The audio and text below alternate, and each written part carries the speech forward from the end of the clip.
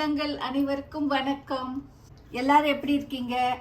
இன்னைக்கு நம்ம ஜோதிஸ் லைஃப் வலையொலியில நம்ம பார்க்க போறது ஒயிட் குருமா, வெள்ளை குருமா. இது சரவண பவன் ஸ்பெஷல் வெள்ளை குருமா. இதுல அதிகமா மசாலா எதுவும் சேர்க்காம செய்யக்கூடிய ஒரு வகை குருமா தான் இது. தோசை சப்பாத்திக்கு ரொம்ப சுவையா இருக்கும்.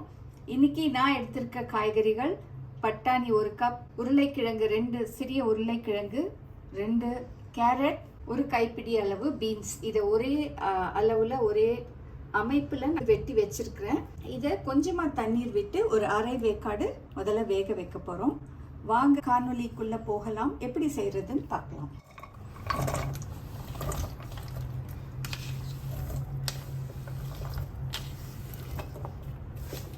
இது ஒரு அரை கப் தண்ணீர் விடுறேன்.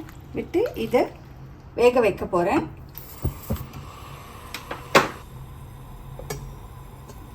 இதுக்கு தேவையான மசாலா அரைக்க போறோம். இதுல அரை கப் துருவின தேங்காய் எடுத்திருக்கேன்.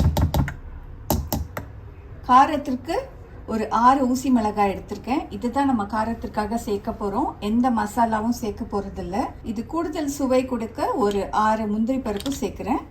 இதை கொஞ்சமா தண்ணி விட்டு இதை நம்ம அரைக்க போறோம். சோம்பு 1 ஸ்பூன்.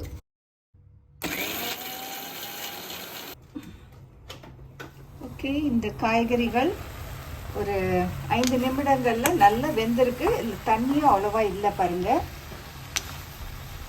இதை அழுத்தி பாருங்க. இந்த அளவுக்கு வெந்தா போதும். இப்போ இதை தாளிச்சு அந்த நம்ம அரைச்சி வச்ச தேங்காய் அந்த பேஸ்ட் எப்படி ஆட் பண்ணுறதுன்னு பார்க்கலாம். 2 ஸ்பூன் எண்ணெய் விட்டுருக்கேன். நான் இன்னைக்கு இது தேங்காய் எண்ணெயில் தாளிக்க போகிறேன். தேங்காய் எண்ணெயில் தாளிக்கும் போது இன்னும் சுவை கூடுதலாக இருக்கும். இது ஆப்ஷனல் தான். நீங்கள் எந்த எண்ணெய் வீட்டில் பயன்படுத்துகிறீங்களோ அதையே நீங்கள் சேர்த்து செய்யலாம். இதை நம்ம தாளிக்க போகிறோம். இதுக்கு நான் 2 பட்டை, 2 பிரிஞ்சி இலைகள், 1 ஸ்பூன் சோம்பு எடுத்துருக்கேன். இதோட நம்ம வேக வச்ச காய்கறிகள் இதில் சேர்க்க போகிறேன்.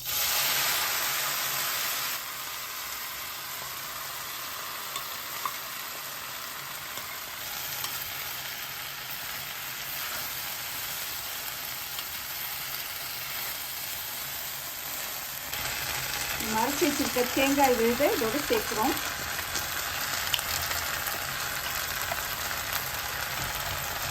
தேவையான அளவு தண்ணி சேர்க்குறோம்.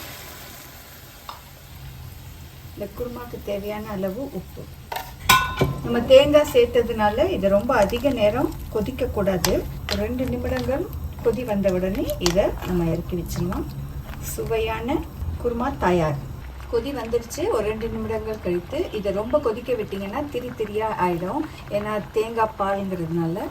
கடைசியாக கொஞ்சமாக கொத்தமல்லி விட்டு கிளறிட்டு இறக்கிடலாம். சுவையான ஒயிட் குருமா தயார். இதை நீங்கள் தோசை கூட சாப்பிட்றதுக்கு ரொம்ப ருசியாக இருக்கும். நீங்கள் சப்பாத்தி கூடயும் சாப்பிடலாம். இந்த காணொலி உங்களுக்கு பிடிச்சிருந்தா தொடருங்க.